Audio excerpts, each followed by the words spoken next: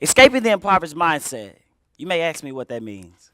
But I invite everyone here to embark on a journey with me using my life to kind of explain what I mean when I say you can escape the impoverished mindset. Just a little on myself. So I'm a native of Chattanooga. I grew up in the Highland Park area. I'm the youngest of 4 kids raised by mom.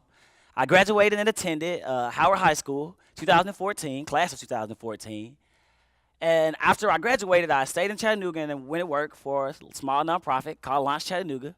And there I was able to, share my passion for entrepreneurship with local kids from the communities that I grew up in the inner city schools.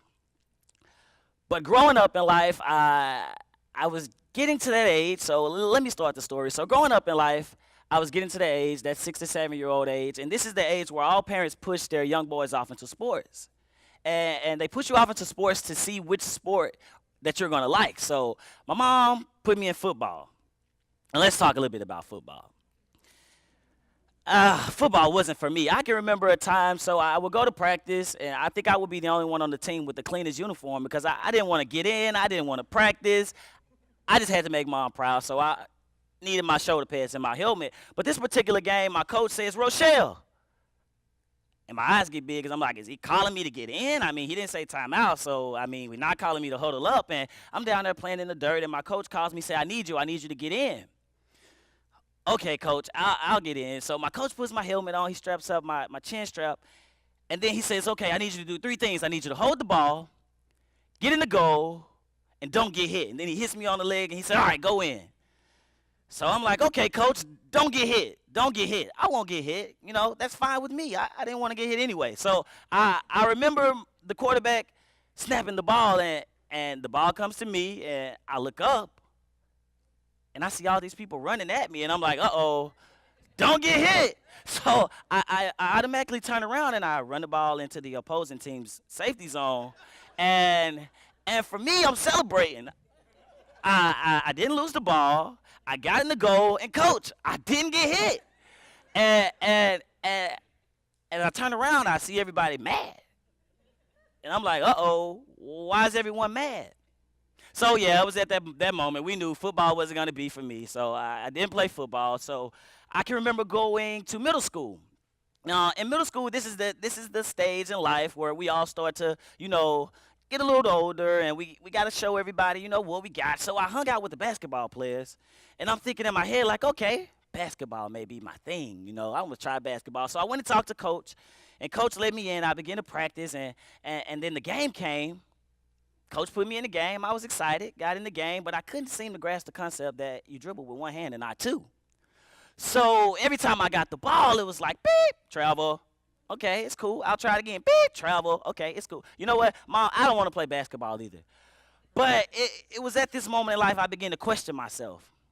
At the young age of 13, I was really doubting the fact that I had any potential on escaping what the world called poverty.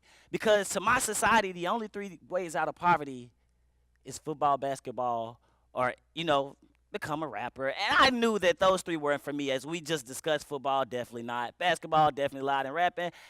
I just don't have the rhymes for it.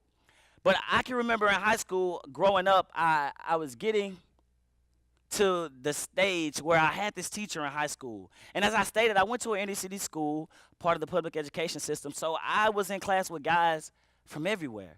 And these guys would come back from suspension or come back from anticipating the fact that they needed to fight a guy in the hallway, and I had a teacher.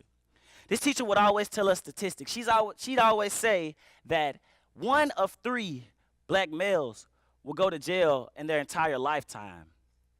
She'd only say that because she wanted us to not be one of those 3. She'd also say that 45 million Americans live in poverty or are still stuck in poverty. She'd tell us things like that, and in my mind, as for my fellow peers in class, it went over their head, but in my mind, I could never seem to grasp the concept of what she meant.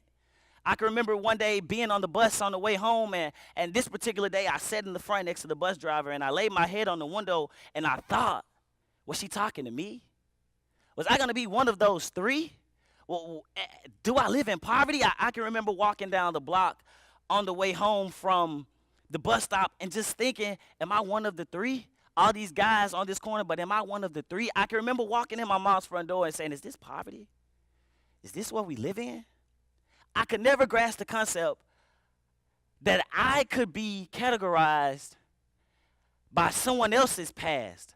I never thought, how could you try to determine my future before I could understand what it even meant, what a statistic was?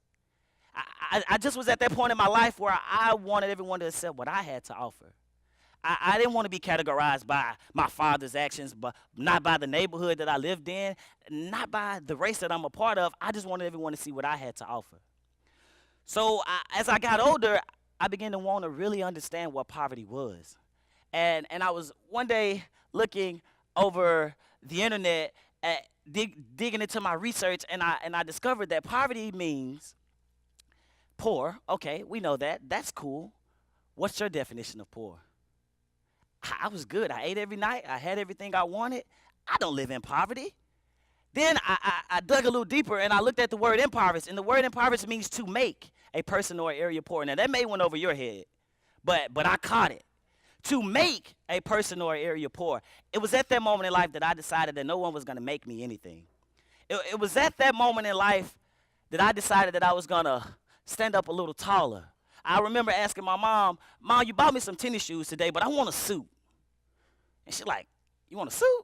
I'm like, I want a suit. Let's go suit shopping. So my mom takes me suit shopping. And I remember the first suit that I ever got, it was this gray suit. Now, this gray suit, now this was back, I was a little young. But this suit had the padding in the shoulders, the real thick padding. But I liked my padding in my shoulders. It was my first suit. So I remember I would then get into ties. And I remember my mom taking us to church. And I saw this man at church. And he had this nice tie on. And I'm like, you know what? I'm not afraid of a no. My mama tell me no every day. So I walk up to the guy and I tap him on the shoulder. I say, hey, can I have that tie? And he's like, you want me to take it off? And I'm like, I mean, you can take it off after church and give it to me, but I really want to wear that tie with my new gray suit. So this man comes over after church one day, and he says, okay, so here's a bag of ties. And he said, do you know how to tie it? I don't. Can you teach me? So I remember him staying at our house for 2 hours and teaching me how to tie and tie.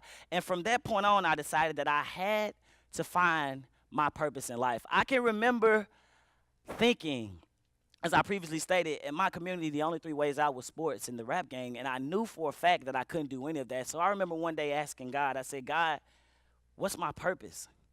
You brought me into this world. My pastor tells me that you know me, but what's my purpose?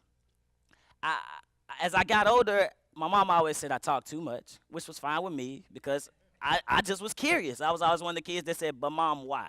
And she'd give the answer, and I say, but Mom, why? And she'd give the answer again. I said, but Mom, you still didn't explain why. And she'd say, look, boy, I don't know. Go find out. So that's why I became so curious. But I began to think God gives us all a gift, and we have to learn a talent. Think about it with me. You're born with a gift, but we try so hard to learn a talent. Why not focus on that gift? So I began to figure out ways to invest in my gift, and my gift was speaking. My gift was talking. So I began to invest into my gift because my gift was my way out. I learned that God sometimes gives some people talents, but he gives us all gifts. And some people look over their gifts because they're so focused on their talent, when your talent can always fail you, but your gift can never fail you. So over my journey, I began to just write down small things that help me to succeed. So today I want to speak to the person who may be watching this, the person who may be sitting here, who was like me, who didn't know if they were in poverty or not, and who didn't know that the word poverty, impoverished, means to make a person or area poor, who feels that no one is going to make them and they need a way out. Let me tell you 4 things that help me get through life. So I had to first teach myself that poverty was a mindset. I had to remind myself every day that I was satisfied where I lived. As long as I ate, I slept, I got a new set of 24 hours every day, and I was going to get up and make the best of those 24 hours every day. I had to tell myself that as a young guy. As I got a little older, I learned that you never get a second chance to make a first impression. So that's why I was so proud of that gray suit. And my friends never understood why I would come outside with a tie on. There's no special occasion going on. The occasion is special every time I step outside my mom's house. I have to show everyone what I could bring to the table. And I always tell my friends, for my 3rd point, is that you should never become comfortable in what you live in. Life is not supposed to be comfortable.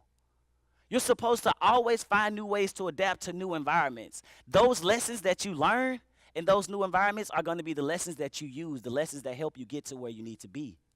And as I previously said, you have to service your gift as much as you service your talent. I'm thinking, listening to one of the other speakers speak earlier, and he was talking about how Kobe was always in practice, practicing so hard. He was cultivating his talent, but as for me, I was always cultivating my gift. I always wanted to learn how to speak proper. I always wanted to be in front of the crowd. I always wanted to hang around people who would give me knowledge and who would teach me what I needed to be successful using my gift. So if I haven't told you anything today, I want to tell you that you should never settle. I want to tell you that even though statistics, even though this world may try to confine you, they may try to tell you things that you're unable to dissect. I want to tell you that you should never settle. Get exactly what you want out of life. Don't let anyone tell you that it's not there. I'm speaking to that person who only feels that they can do what their mama and daddy did, and there's more to life than what mama and daddy did. You have to know how, you have to tell yourself that this is not where you want to be, and you have to tell yourself that you're going to make yourself get there by any means necessary. I also want to tell them that you should never doubt. Don't doubt yourself. If you want to be a lawyer and you want to be a doctor and they say you have to be in school for 12 years, don't fret. It's okay because you're going to where you need to be. I also want to tell that person to chase exactly what it is that you want. Well, once again, ladies and gentlemen, I'm Derelle Roshell, and I just share my vision on how I feel that you can escape the impoverished mindset. Thanks.